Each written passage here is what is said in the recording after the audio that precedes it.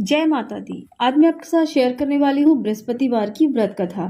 भगवान बृहस्पति देव की पूजा अर्चना के लिए बृहस्पतिवार को व्रत करके बृहस्पतिवार की व्रत कथा को पढ़ने अथवा किसी दूसरे स्त्री पुरुष द्वारा सुनने की प्राचीन परंपरा है। बृहस्पतिवार का व्रत करने और व्रत कथा सुनने से स्त्री पुरुषों की सभी मनोकामनाएं पूर्ण होती है। इस व्रत से धन संपत्ति की प्राप्ति होती है, निसंतानों को पुत्र की प्राप्ति होती है, परिवार में सुख शांति बनी रहती है, सभी आनंद पूर्वक रहते हैं।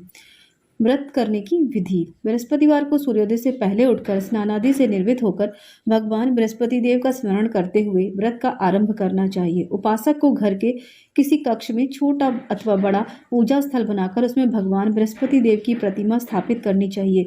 घर के समीप किसी मंदिर में जाकर भी भगवान बृहस्पति देव की पूजा की जा सकती है। भगवान बृहस्पति देव पीले रंग के पुष्प और पूजा के पीले रंग की सामग्री को विशेष रूप से पसंद करते हैं, इसलिए स्नान के बाद पीले रंग के वस्त्र धारण करने का विशेष महत्व बताया गया है।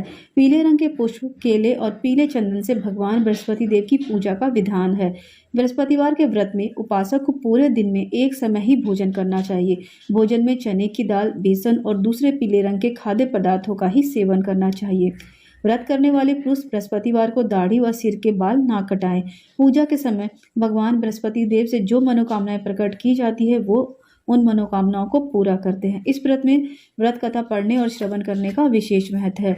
बृहस्पतिवार की व्रत कथा। प्राचीन समय की बात है। भारत में एक राजा राज्य करता था। वह बड़ा प्रतापी तथा दानी था। वह नित्य प्रति मंदिर में भगवान दर्शन के लिए जाता था। वह ब्राह्मण और गुरु की सेवा किया करता था। उसके द्वार से कोई भी याचक निराश होकर नहीं लौटता था। वह प्रत्येक गुरुवार को व्रत रखता तथा पूजन करता था। हर दिन गरीबों की सहायता करता, परंतु यह सब बातें उसकी रानी को अच्छी नहीं लगती थी। वह ना व्रत रखती थी, ना किसी को एक पैसा भी दान देती थी। वह राजा से भी ऐसा करने को मना किया करती थी। एक समय की बात है, राजा शिकार खेलने वन को चले गए। घर पर रानी और दासी दोनों थी। उस समय गुरु बृहस्पति साधु का रूप धारण करके राजा के दरवाजे पर भिक्षा मांगने आए। साधु ने रानी से भिक्षा मांगी तो वह कहने लगी, हे साधु महाराज, मैं इस दान और पुण्य से तंग आ गई हूँ। इस कार्य के लिए तो मेरे पतिदेव ही बहुत हैं।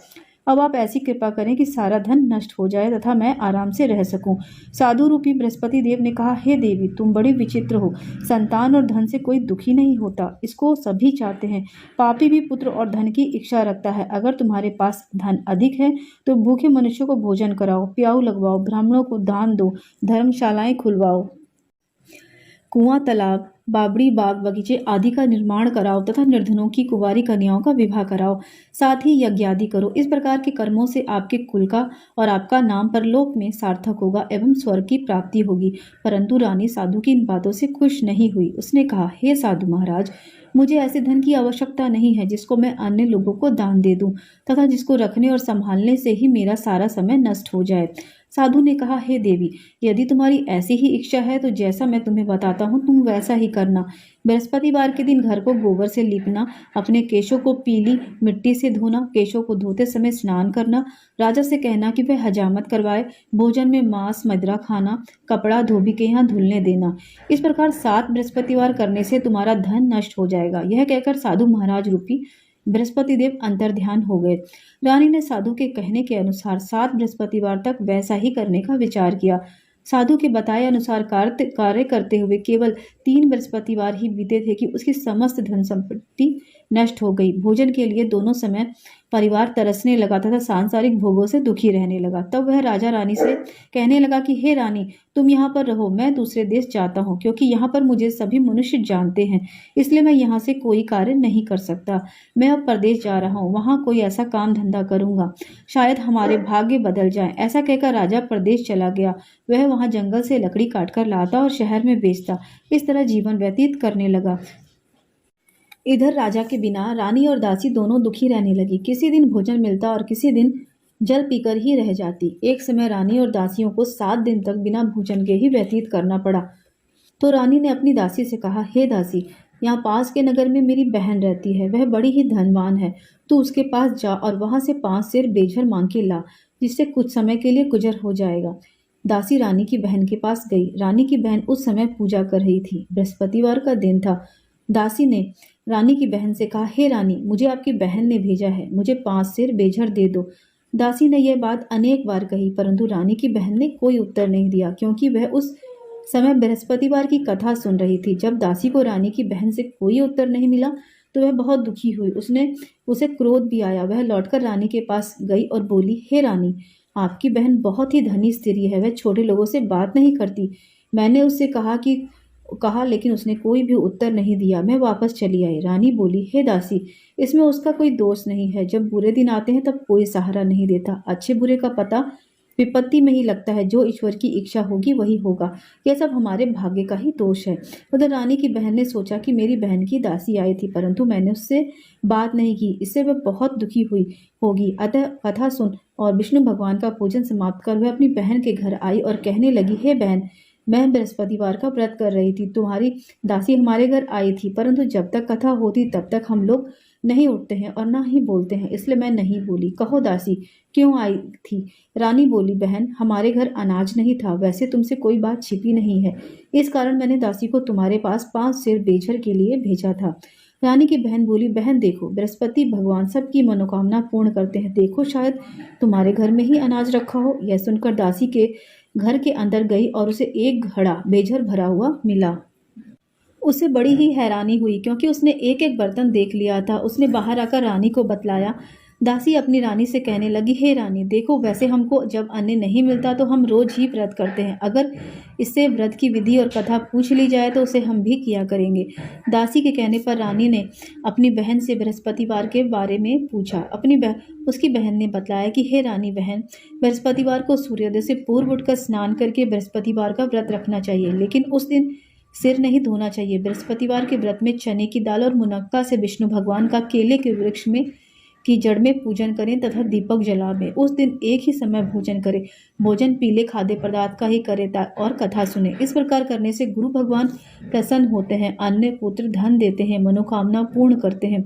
व्रत और पूजन की विधि बतलाकर रानी की बहन अपने घर लौट गई। रानी और दासी दोनों ने निश्चय किया कि बृहस्पति देव भगवान का पूजन जरूर करेंगे। 7 दिन बाद जब बृहस्पतिवार आया तो उसने व्रत रखा।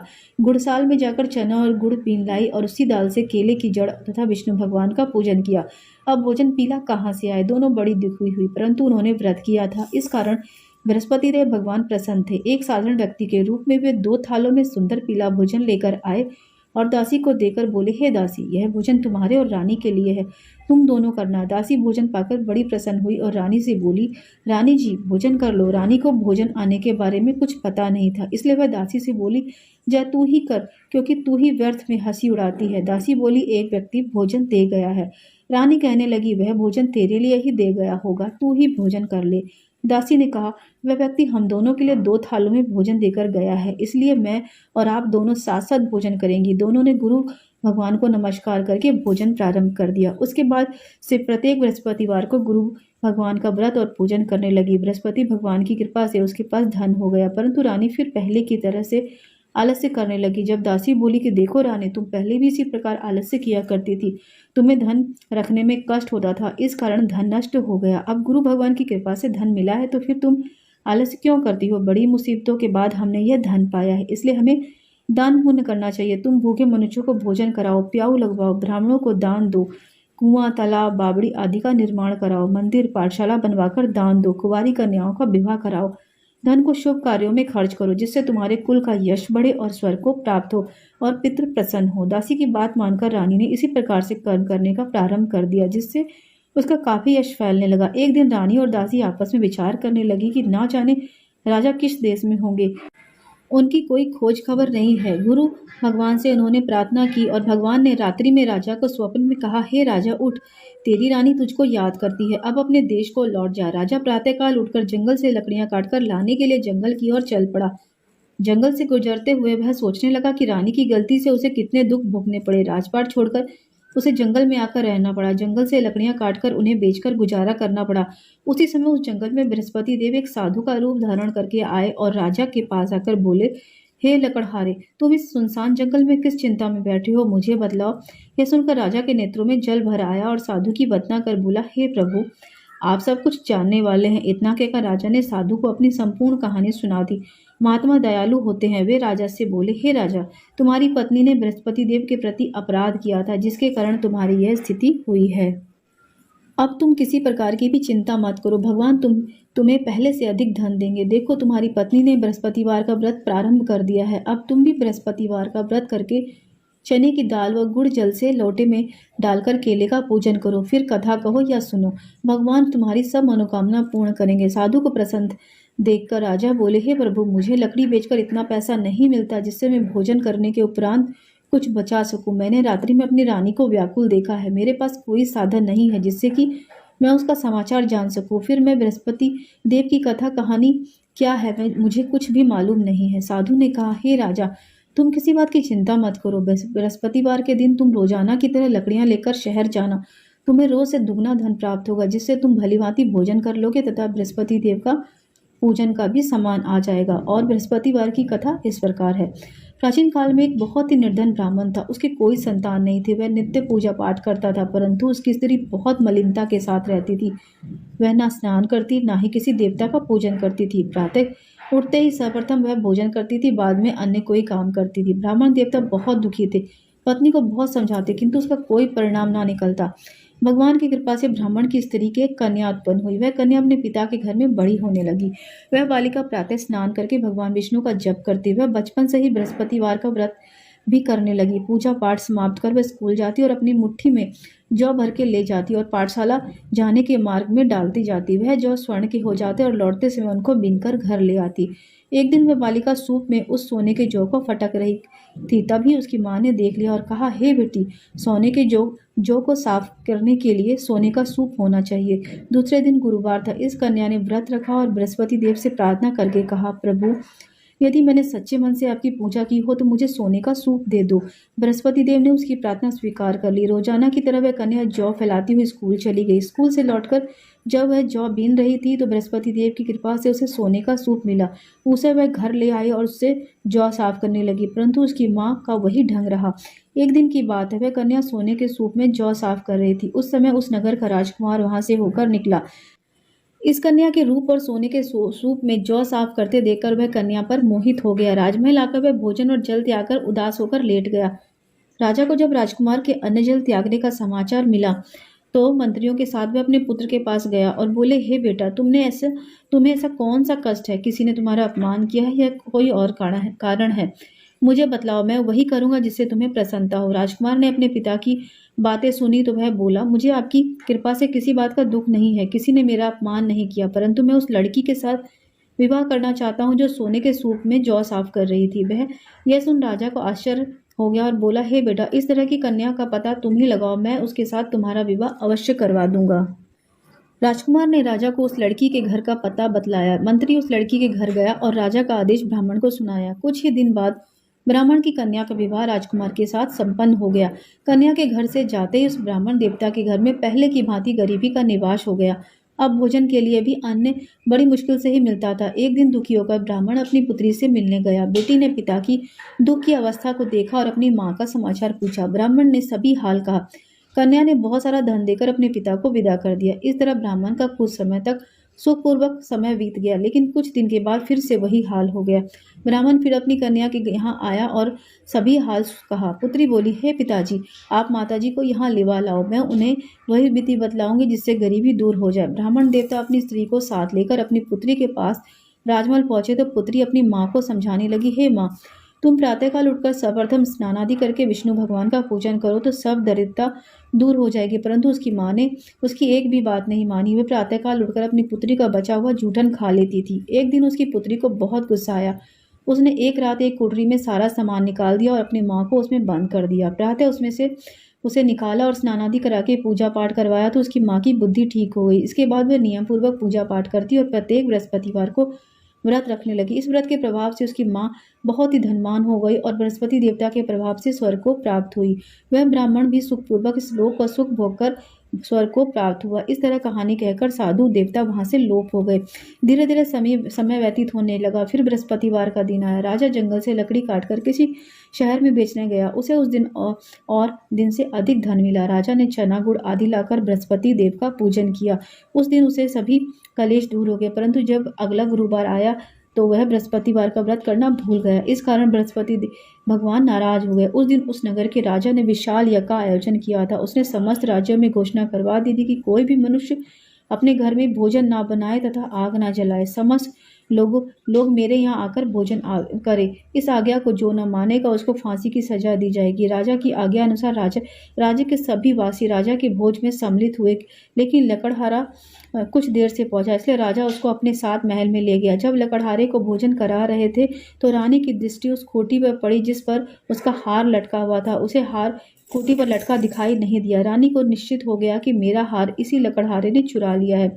उसी समय सैनिक बुलवाकर उसको जेल में डलवा दिया। जब लकड़हारा जेल खाने में गया तो बहुत दुखी होकर विचार करने लगा कि ना जाने कौन सा पूर्व जन्म में मैंने कर्म किए जिससे मुझे यह दुख प्राप्त हुआ है, और उसी साधु को याद करने लगा जो जंगल में मिला था। तत्काल बृहस्पति देव साधु के रूप में प्रकट हुए और उसकी दशा को देखकर कहने लगे, अरे मूर्ख, तूने बृहस्पति देवता की कथा नहीं कही, इसी कारण तुझे यह दुख प्राप्त हुआ है। अब चिंता मत कर, बृहस्पतिवार के दिन जेल खाने के दरवाजे पर 4 पैसे पड़े मिलेंगे। तू उससे बृहस्पति देव की पूजन करना तो तेरे सभी कष्ट दूर हो जाएंगे। अगले बृहस्पतिवार उसे जेल के द्वार पर 4 पैसे मिले। राजा ने पूजा का सामान मंगवाकर कथा कही और प्रसाद बांटा।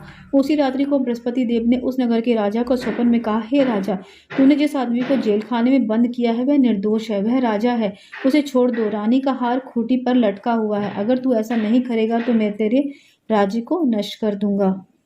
राजा प्रातःकाल उठा और खूंटी पर हार टंगा देकर लकड़हारे को बुलाकर क्षमा मांगी तथा राजा के योग्य सुंदर वस्त्र आभूषण भेंट कर उसे विदा कर दिया। गुरुदेव की आज्ञा के अनुसार राजा अपने नगर को चल दिया। राजा जब नगर के निकट पहुंचा तो उसे बड़ी ही आश्चर्य हुआ। नगर में पहले से भी अधिक बाग, तालाब और कुएं तथा बहुत सी धर्मशालाएं, मंदिर आदि बने हुए थे।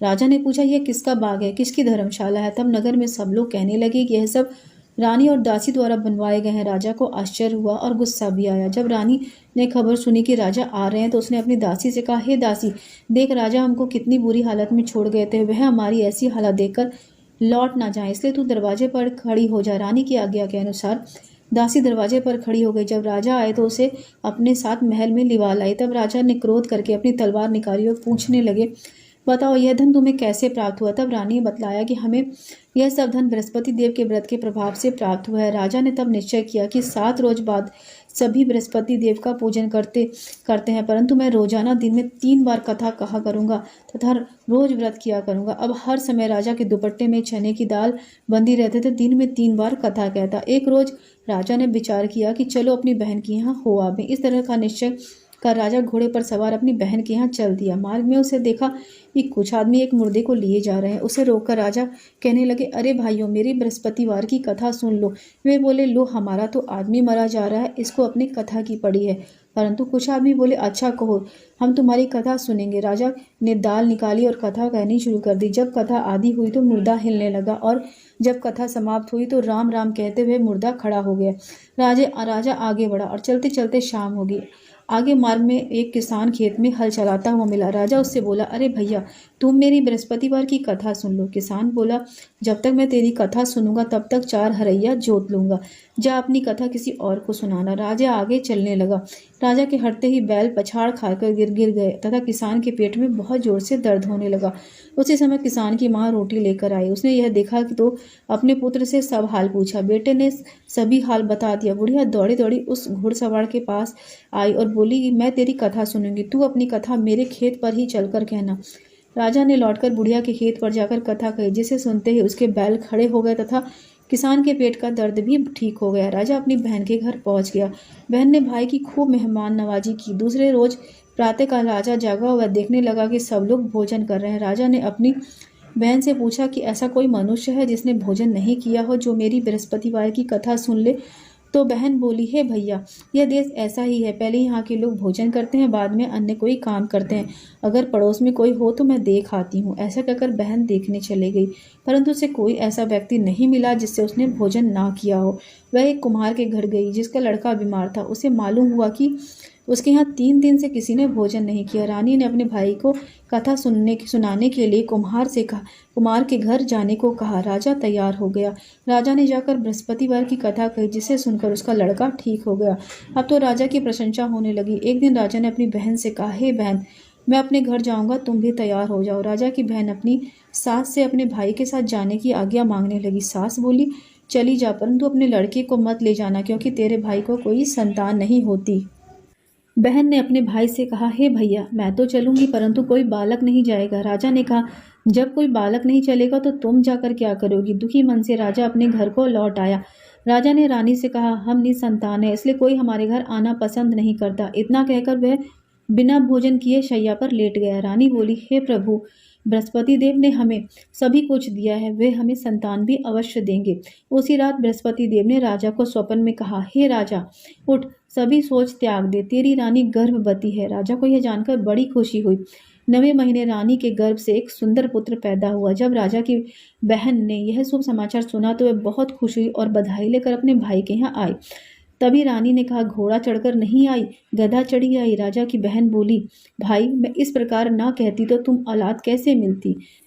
बृहस्पति देव ऐसे ही हैं, जिसके मन में जो मनोकामनाएं रहती है सभी को पूर्ण करते हैं। जो सद्भावना पूर्वक बृहस्पतिवार का व्रत करता है एवं पढ़ता है अथवा सुनता है और दूसरों को सुनाता है, बृहस्पति देव उसकी सभी मनोकामनाएं पूर्ण करते हैं। बृहस्पति देव उनकी सदैव रक्षा करते हैं।